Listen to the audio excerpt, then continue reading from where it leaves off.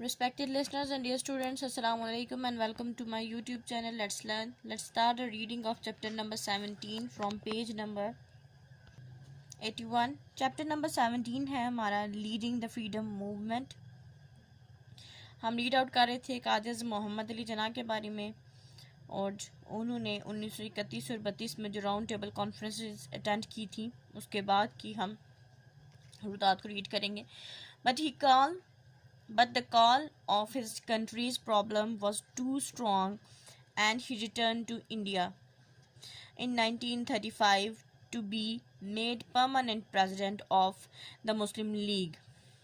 यानी जब वो इंडिया छोड़ के चले गए थे लंदन, उधर लॉ प्रैक्टिस कर रहे थे, फिर वहाँ पे उन्होंने जो दो कॉन्फ्रेंसेस गोलमेज कॉन्फ्रेंसेस 1931 और 32 में अटेंड की.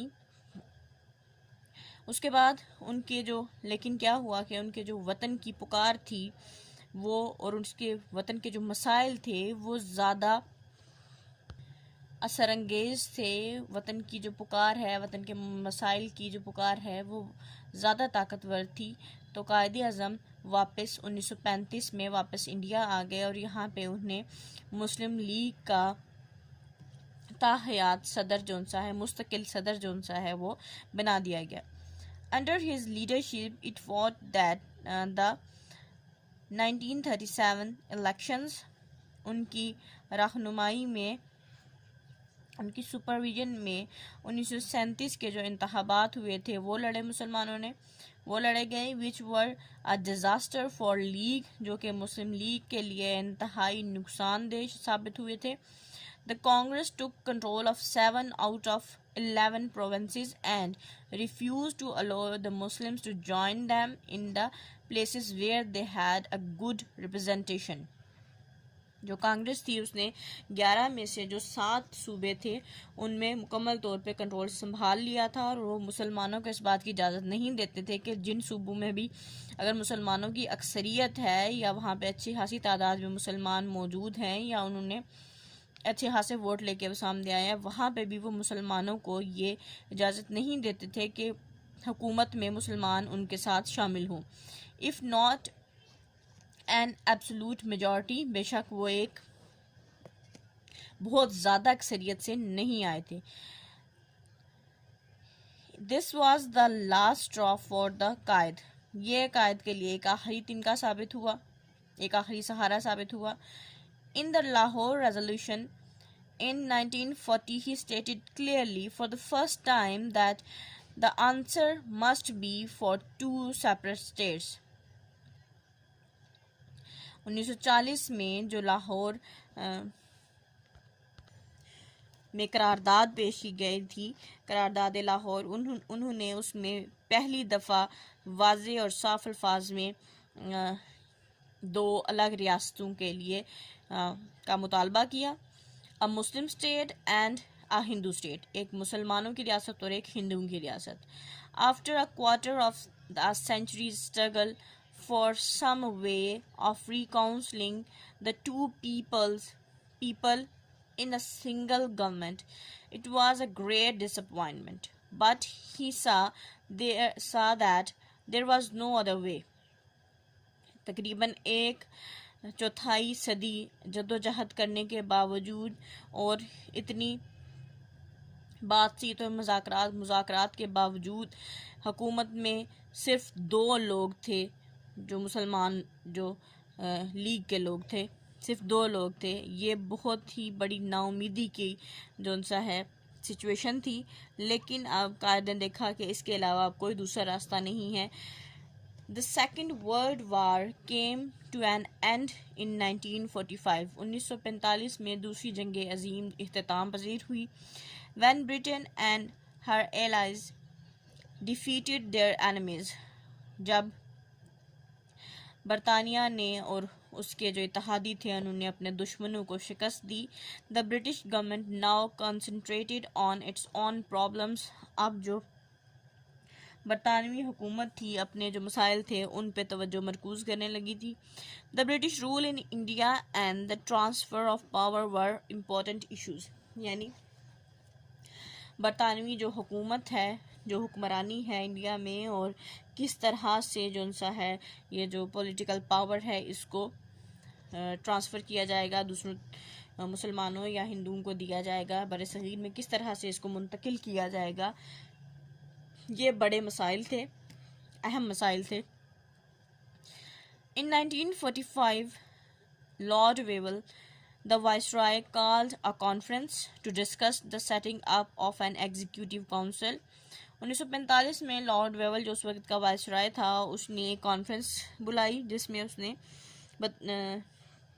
इसलिए बुलाई गई कि किस तरह से जो सा है जो आला ऐवान है उसको किस तरह से बनाया जाएगा, उसमें क्या क्या उसके बारे में मुशावरत के लिए।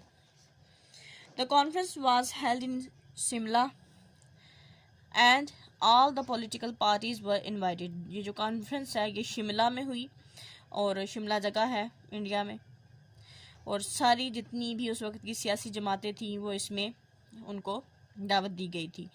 Lord Wavell met mister Gandhi, Maulana Azad and mister Jinnah separately. जो लॉर्ड वेवल था वो गांधी से, कायद आज़म से और मौलाना आज़ाद से अलग-अलग उसने मुलाकातें की, but there was disagreement on the representation of Hindus and Muslim. लेकिन यहाँ पे भी इत्तेफाक ना हो सका कि मुसलमानों और हिंदुओं की क्या जो सा है इसमें एग्जीक्यूटिव काउंसिल में किस किस्म की रिप्रेजेंटेशन होगी, यानी उनको किस तरह से कितने नुमाइंदे वहाँ मुसलमानों और हिंदुओं के होंगे। Mister Jinnah rejected the proposal and the conference ended without success. Mister Jinnah ने ये जो भी तजावीज़ थी इनको रद्द कर दिया, इनको मानने से इनकार कर दिया, और ये जो कॉन्फ्रेंस थी किसी भी कामयाबी के बगैर ख़त्म हो गई। Another attempt was made in 1946. एक और कोशिश 1946 में की गई by the British government, and when a delegation led by Mr. Patrick Lawrence and Sir Stafford Cripps came with the cabinet mission plan. जब जो बरतानी हुकूमत की तरफ से एक जो सा है वफ्द आया जिसकी जो रहनुमाई है, जिसको जो लीड है वो कर रहे थे मिस्टर पैट्रिक लॉरेंस और सर स्टैफर्ड क्रिप्स, वो एक कैबिनेट मिशन प्लान के साथ आए थे कि किस तरह से कैबिनेट में डिवीजन किस तरह से होगी। However, their proposals were also rejected both by Mr. Jinnah and by Congress leaders. उनकी जो भी तजावीज़ थी वो दोनों जो रहनुमा थे कायद आज़म और कांग्रेस के जो रहनुमा थे उन्होंने दोनों ने इसको मानने से इनकार कर दिया था। The final plan was to divide India into 3 parts. जो आखिरी मंसूबा था वो ये था कि इंडिया को 3 हिस्सों में तकसीम कर दिया जाए। हिंदू मेजॉरिटी, जहाँ पे हिंदू मेजॉरिटी प्रोविंसेस, जहाँ वो सूबे जहाँ पे हिंदुओं की अक्सरियत हो, ज़्यादा तादाद में हो। Secondly Muslim majority provinces in the west, मगरिब में वो सूबे जहाँ पे मुसलमानों की अक्सरियत है, एंड बंगाल आसाम, और बंगाल और आसाम को ये 3 हिस्से इस तरह से तकसीम की जाए। With local autonomy except for foreign affairs, यानी जो लोकल हुकूमत है वहाँ की वही सारे मसले मसाइल देखेगी, लेकिन जो खारजा जो भी मामलात होंगे वो उसके अलावा।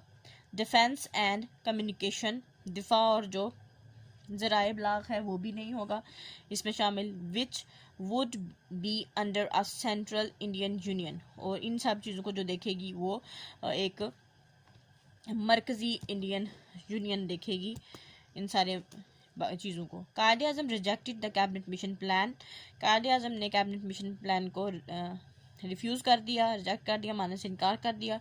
When mister Nehru declared that once the British left future governments would not be bound by these terms, और जो मिस्टर नेहरू हैं उन्होंने ये ऐलान कर दिया कि जब आप लोग जहाँ से, यानी जो ब्रिटिश हैं, बरतानवी लोग हैं, बरे सगीर को छोड़ के जाएंगे तो ये जो भी मुआहदे हैं, जो भी चीज़ें हैं, जो मुस्तकबिल की हुकूमत है उसमें इन सारी शराइत के हम पाबंद नहीं होंगे।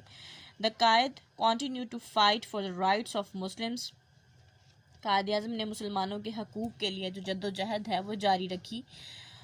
All the Muslims in India now United under him, सारे मुसलमान जो भी हिंदुस्तान में उस वक़्त मौजूद थे उनकी रहनुमाई में मुत्तहिद थे। And early in 1947. The government in UK under Mr. Attlee agreed that there should be two separate and independent states. यानी यूके में भी बरतानिया में भी जो हुकूमत थी उस वक़्त जो मिस्टर एटले उसके सरबराह थे उन्होंने भी इस चीज़ को तस्लीम किया कि दो आज़ाद और ख़ुद मुख्तार रियासतें ही इसका हल है और होनी चाहिए. The bill was passed on 4 जून. ये बिल 4 जून को पास हुआ, मंजूर हुआ. And India was told that it would be independent on 14 अगस्त. और इंडिया को ये बता दिया गया कि 14 अगस्त को इंडिया एक खुद मुख्तार मुल्क के तौर पे होगा. The chaos had to be sorted out in 6 weeks which was of course a totally inadequate time. ये जो भी अफरा तफरी थी, जो भी मामलात थे, ये सारे के सारे सिर्फ और सिर्फ 6 हफ्तों में इनको संभालना था, इनको हल करना था. और जिसके लिए वक्त ज़ाहिरी सी बात है बहुत कम था, 6 हफ्ते का वक्त. A new country Pakistan emerged on the map of the world. एक नया मुल्क पाकिस्तान दुनिया के नक्शे पे उभरा on 14 अगस्त 1947, 14 अगस्त 1947 को. The two wings, West and East Pakistan, were united by a single government. दो बाजू मगरिबी और मशरकी पाकिस्तान एक हुकूमत के ज़ेर निगरानी मुत्तहिद थे. Quaid-e-Azam was sworn in as the governor general of Pakistan. Quaid-e-Azam ने गवर्नर जनरल की हैसियत से हल्फ उठाया. एंड आल्सो प्रेसिडेंट, और वही उस वक्त के सदर भी थे. But alas he was in the last stages of serious illness brought on by total exhaustion from a lifetime of overwork and stress. लेकिन अफसोस वो अपनी संगीन बीमारी के आखिरी मराहल में थे उस वक्त, और जो कि पूरी ज़िंदगी अनथक काम और मेहनत से और उसकी टेंशन की वजह से पूरी ज़िंदगी उन्होंने काम किया और जिसके नतीजे में उन्हें ये संगीन बीमारी लाहक हुई. He died on 11 September 1948. वो 11 सितंबर 1948 को वफात पा. But he had seen his life's work brought to a successful conclusion. लेकिन उन्हें पूरी ज़िंदगी जो भी काम किया उसके जो कामयाब नताइज थे वो अपनी ज़िंदगी में देख कर गए. There were still many problems, but the Muslim state had been achieved. अभी भी बहुत सारे मसाइल बाकी थे, लेकिन जो एक इस्लामी मुस्लिम रियासत थी वो हासिल कर ली गई थी. इसको यहाँ स्टॉप करेंगे. Wish you best of luck and अल्लाह हाफिज़.